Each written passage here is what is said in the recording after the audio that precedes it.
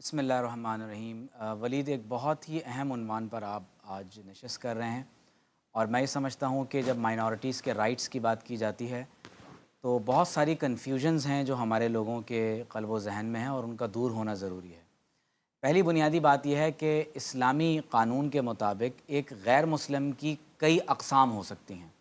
بعض اوقات جب ان اقسام کو ہم نظر انداز کرتے ہیں تو نتیجہ یہ نکلتا ہے کہ پھر کسی بھی نوعیت کے غیر مسلم کا تذکرہ ہوتا ہے اور رائٹس آف مائنورٹیز کی بات کی جا رہی ہوتی ہے۔ دیکھیے، ایک غیر مسلم وہ ہیں جنہیں حربی کہا جاتا ہے، یعنی وہ ملک جن کے ساتھ آپ کا ملک برسر پیکار ہے، جنگ ہو رہی ہے، تو وہاں کے لوگ آپ کے لیے دارالحرب کی وجہ سے احکامات میں بالکل مختلف ہو جاتے ہیں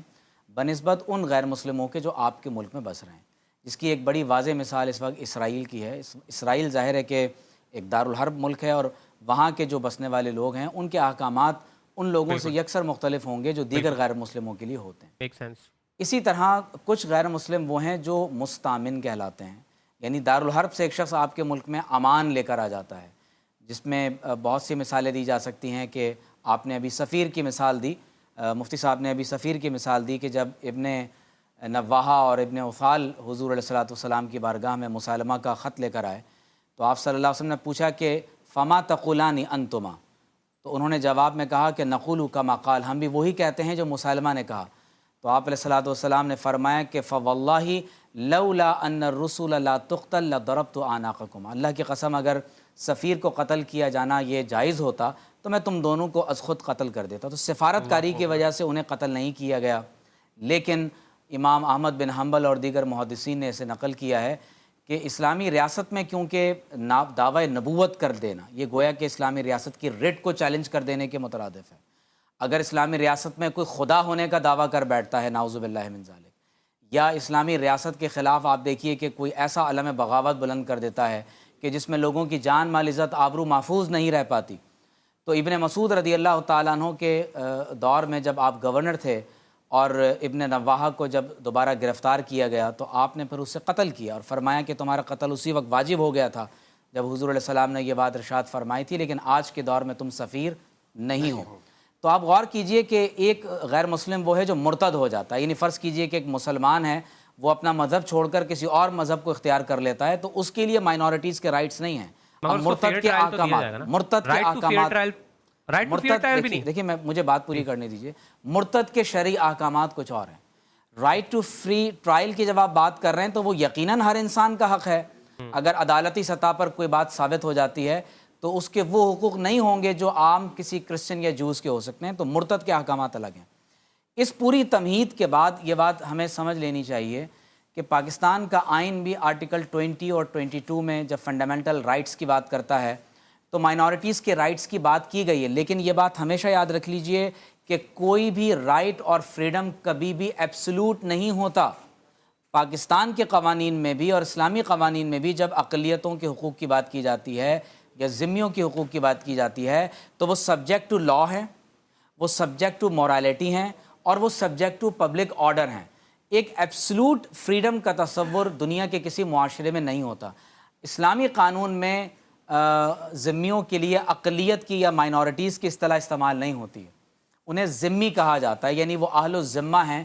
کہ جس طرح سے ہر ملک میں ٹیکسیشن کا ایک نظام ہوتا ہے تو غیر مسلم اسلامی ملک میں جزیہ کی رقم چاہے وہ 48 دراہم ہو، وہ 24 دراہم ہو یا 12 دراہم ہو، تو ہر شخص اپنی استعداد کے مطابق وہ ریاست کو ایک ٹیکس دیتا ہے جو ریاست ان کے اوپر متعین کرتی ہے۔ تو آپ غور کیجئے کہ اس کے بدل میں ریاست ان کی جان مال عزت آبرو کی حفاظت کا ذمہ لے لیتی ہے۔ اس لیے ایک حدیث میں ہے کہ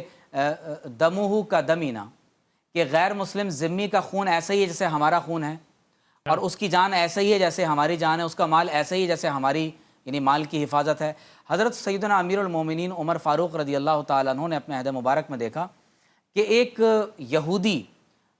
بازار میں کشکول ہاتھ میں لیے بھیک مانگ رہا ہے، تو آپ نے اس سے پوچھا کہ تم بھیک کیوں مانگ رہے ہو؟ اس نے کہا کہ میں بوڑھا ہو گیا ہوں اور میرے پاس اب جزیہ کی رقم ادا کرنے کے لیے پیسے نہیں ہیں، تو میں بھیک مانگ رہا ہوں تاکہ جزیہ کی رقم ادا کر کے لوگوں کو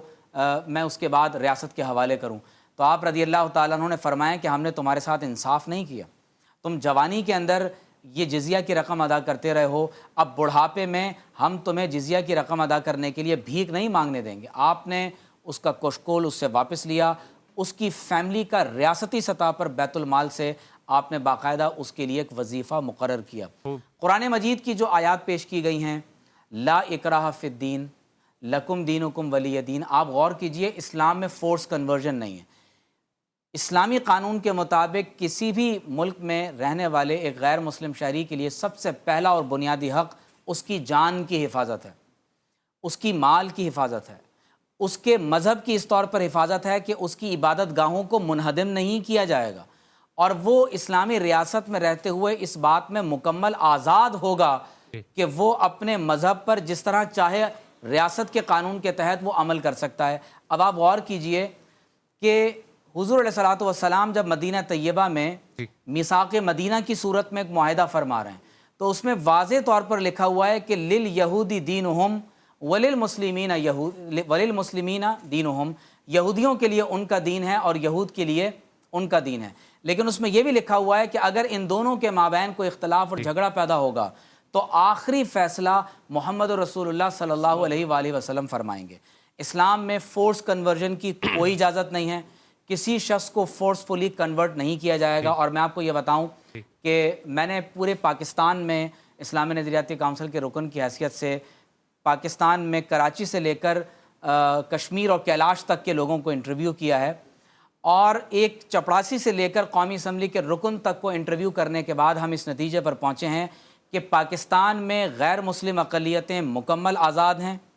انہیں ان کا مذہب تبدیل کرنے پر کوئی مجبور نہیں کیا جاتا۔ آپ ڈھیرکی میں چلے جائیں، ستو سترام داس کا مندر آپ دیکھیں، پورے پاکستان میں آپ کو شاید اتنی بڑی کوئی مسجد نظر نہیں آئے گی، اتنا بڑا مندر وہاں پر موجود ہے، اور سینکڑوں کی ہزاروں کی تعداد میں وہاں پر یاتری آتے ہیں۔ اور پاکستان نے جس طرح آپ دیکھیے کہ سکھوں کا جو گوردوارہ کرتارپور کی راہداری کے بعد کھولا ہے، تو واضح طور پر یہ معلوم ہوتا ہے کہ پاکستانی ریاست نے غیر مسلم اقلیتوں کو ہر طرح کا تحفظ فراہم کیا ہے، لیکن اس کے بدلے میں ہم یہ ڈیمانڈ کرتے ہیں کہ غیر مسلم اقلیتیں اگر اسلامی شعار کی تعظیم اور توقیر نہیں کر رہی تو کم از کم توہین کا ارتکاب نہ کریں، اور ہمارے ہاں یہ قوانین مکمل طور پر لاگو ہیں اور موجود ہیں۔ اور یہاں پر ایک بات کی میں ضرور مذمت کرنا چاہوں گا کہ بعض اوقات کچھ لوگ اپنے ذاتی جھگڑوں کو بنیاد بنا کر، بالکل ایسا ہوتا ہے، ذاتی جھگڑوں کو بنیاد بنا کر کسی بھی غیر مسلم اقلیت پر کبھی توہین کا الزام ڈال دیتے ہیں۔ میں یہ سمجھتا ہوں کہ موب لنچنگ کے واقعات ہوں، کسی پر جھوٹا توہین رسالت کا الزام لگا دینا ہو، اس کی علماء بھی مذمت کرتے ہیں، لیکن جو کرنے کا کام ہے وہ یہ ہے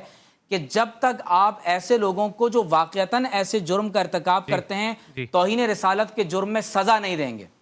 اور وہ لوگ جنہوں نے جھوٹا الزام لگا کر کسی کو قتل کر دیا انہیں بھی عدالت عبرت کا نشان نہیں بنائے گی۔ دونوں سطح پر مجرموں کو سزا دینے کی ضرورت ہے۔ مجھے آپ بتائیے کہ جن لوگوں نے سیالکوٹ میں پریانتھا کمار کو قتل کیا تھا، ہمارے ہاں ریاستی سطح پر ایسے لوگوں کو عملاً سزا کا نفاذ نہیں ہو رہا۔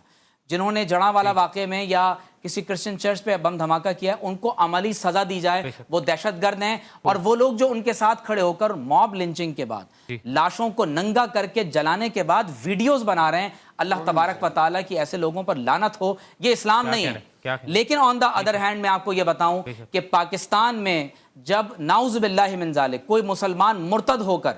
یا کوئی غیر مسلم نعوذ باللہ من ذالک حضور علیہ الصلوۃ والسلام کی توہین کرتا ہے یا قرآن مجید کی توہین کا ارتکاب کرتا ہے، تو آپ دیکھیے کہ پھر ایسے لوگوں کے لیے ہیومن رائٹس کے کمیشن بن جاتے ہیں اور ان لوگوں کو پروٹیکٹ کرنے کے لیے باقاعدہ کمیشنز بنائے جاتے ہیں۔ تو میں یہ سمجھتا ہوں کہ دونوں سطح پر عدل کے نفاذ کی ضرورت ہے، چاہے وہ اکثریت کے حقوق ہوں چاہے وہ اقلیت کے حقوق ہوں۔ جب تک آپ عدل کا نفاذ نہیں کریں گے آپ حقیقی معنی میں دین کی تعلیم تک نہیں پہنچ سکیں۔